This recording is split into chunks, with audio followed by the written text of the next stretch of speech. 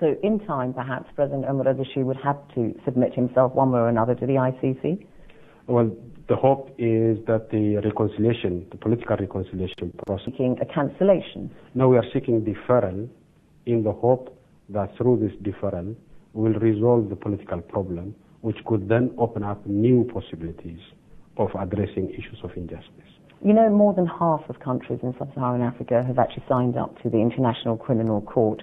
I mean, what do you think they should do now in the light of this condemnation of the ICC indictment? Should they perhaps reconsider their position and say, right, we're no longer signatories to the ICC? A number of these countries are thinking in those terms, but I would not presume to give them suggestions as to how to move forward. And what about... Because Ethiopia is not a member of the ICC. No, you're not a signatory. So if Omar al-Bashir were to say to you, Prime Minister Meles Zenawi, I'd like to come to Addis, I'd like to come to the headquarters of the African Union, you'd say, you're welcome. Well, there are legal and political issues here. Legally, Ethiopia is not a member of the ICC. There is no Security Council mandate requiring member states of the United Nations to detain him.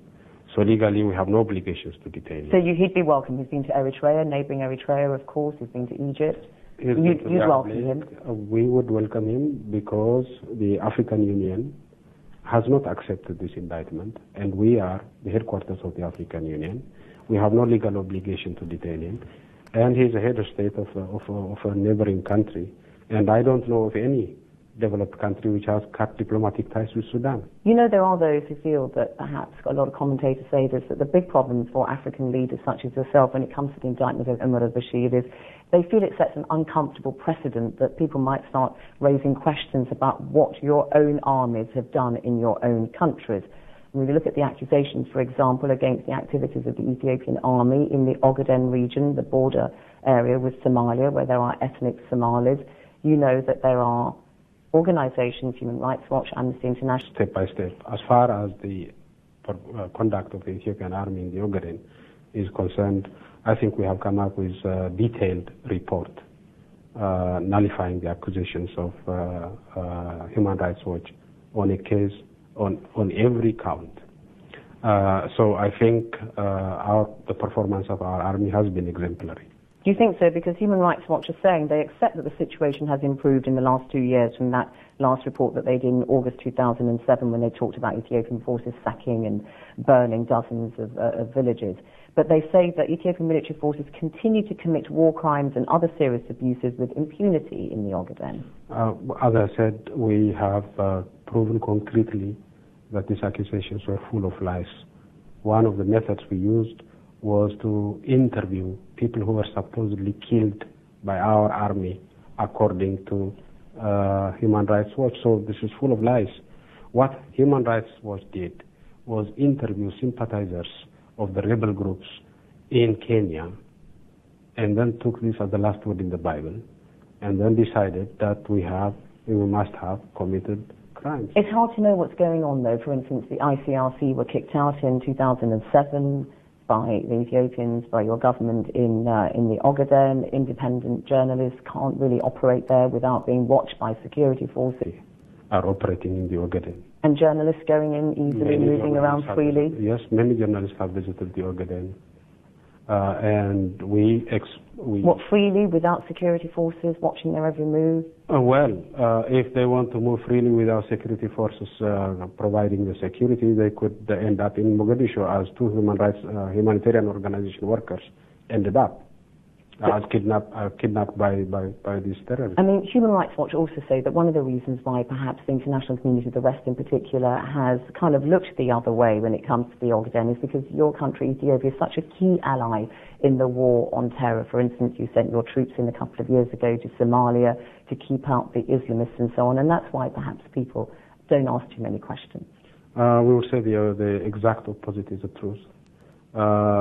Our army has managed a very difficult counterinsurgency operation in a manner that any army in the world, and I mean any army in the world, would be proud of in terms of the human rights record in the Ogaden.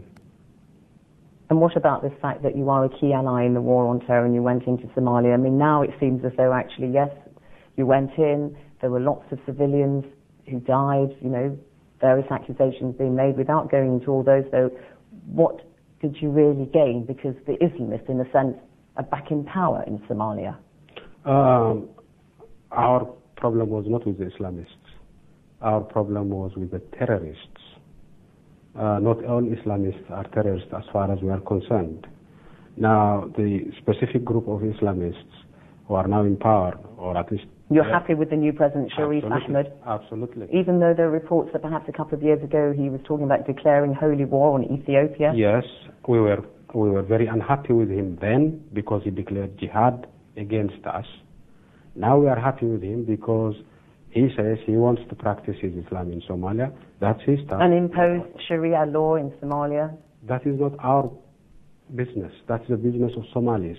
If they're comfortable with Sharia, then it's their problem. So has he given you assurances he's not going to be seeking holy war, jihad, nor perhaps keeping allies of Al-Qaeda and groups like that? Yes, he has given us those promises, and so far he has acted on the basis of his promises, and we are very comfortable with him now. Okay, well, Somalia is a demonstration of how your country, has taken quite a lead in the affairs of the continent.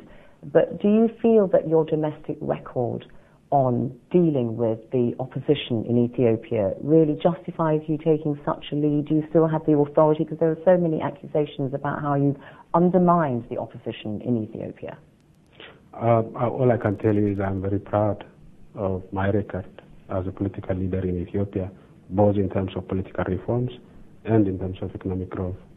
Human Rights Watch again, warning of a growing trend of political repression in Ethiopia. A report this year says Ethiopia's government's human rights record remains poor, marked by an ever-hardening intolerance towards meaningful political dissent or independent criticism. As I said, Human Rights Watch gets its reports from refugee camps, sourced from... The leader of the Unity for Democracy and Justice Party, the UDJ, Birtukan Mideksa, is in jail for life. And people like Amnesty International, for instance, saying she's been arrested, she remains detained, and there are no lawful reasons why she should be. What more lawful reasons do they need than a proper, formal judgment of a court of law of Ethiopia? It's a formal court of law of Ethiopia. But what did she do? What did she do in 2005 after the elections? She said these elections were rigged, and she went into prison for a couple of years, and then she's released, and now she finds herself back in prison again. You see, this is the distortion that I was talking about. She was accused of being involved in an activity that was designed to bring about unconstitutional change of government in Ethiopia. That case was proved in an independent court of law, observed by, among others, European Union observers. That court made the decision that she was criminally liable and sentenced her to life. After that, this lady asked for pardon, and we gave her the pardon, and she was released. After she was released, she said she didn't ask for pardon at all. So you put her back in prison for life? Which means she was given pardon under false premises. And according to our law, any pardon given under false pretenses has to be nullified immediately. She says that all she did in 2005 was to take part in, let's say, Prime Minister Meles Zenawi. Is that really something that's worthy of a life sentence? No. Protesting is not worthy of any sentence.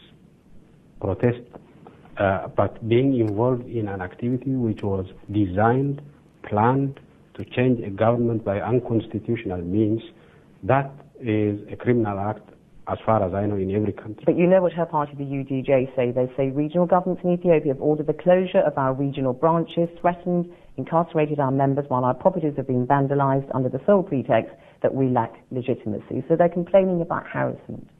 Yeah, look, the point is, if every time some person in the opposition claims that he has been harassed, it is assumed that that person must have been harassed, then we are into the business of allegations and counter-allegations rather than into the business of verifying facts.